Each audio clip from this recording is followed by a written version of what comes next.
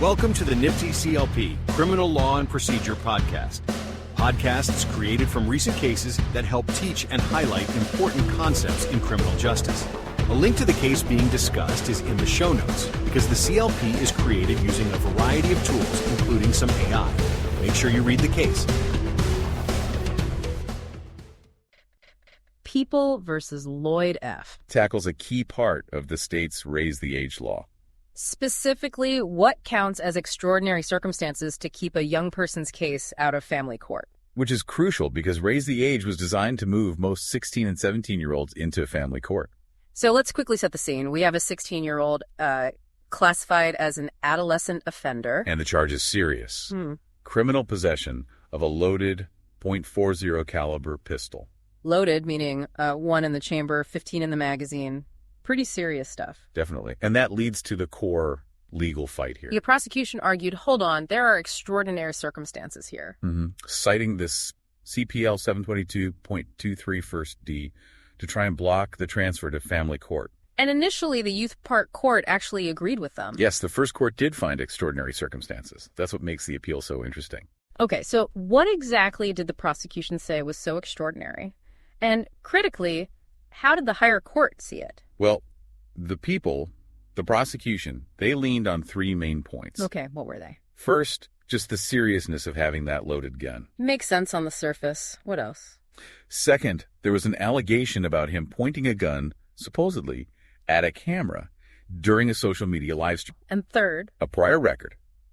A youthful offender, adjudication for assault, but from when he was 14. Right, so YO adjudication, not an adult conviction. Exactly. So those were the 3 pillars of their argument. So how did the appellate division tackle this? This interpretation seems key. It really is. They came down quite strongly. They said extraordinary circumstances sets a very high threshold. Okay, very high threshold. What does that mean practically? It means it should only apply in, quote, the most exceptional, unusual, or heinous cases. Exceptional, unusual, heinous. Strong words.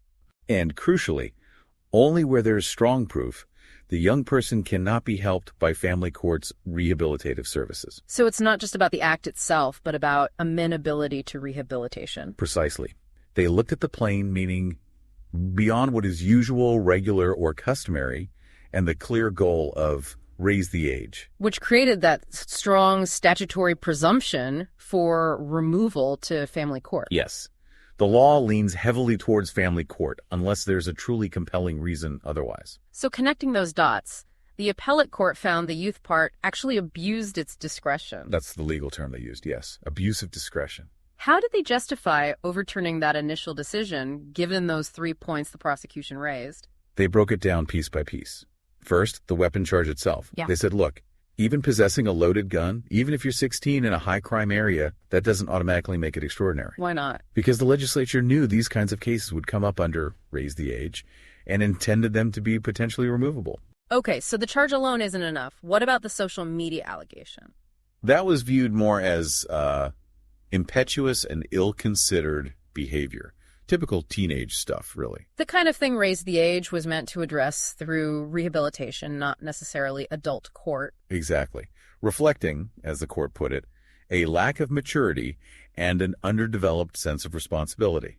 Not heinous or exceptional. And the prior adjudication from when he was 14? They found that a single 2-year-old youthful offender finding didn't show a pattern of recidivism or prove he was beyond reform. Right, it had already been handled in the youth system. And they added an important point about rearrest, too.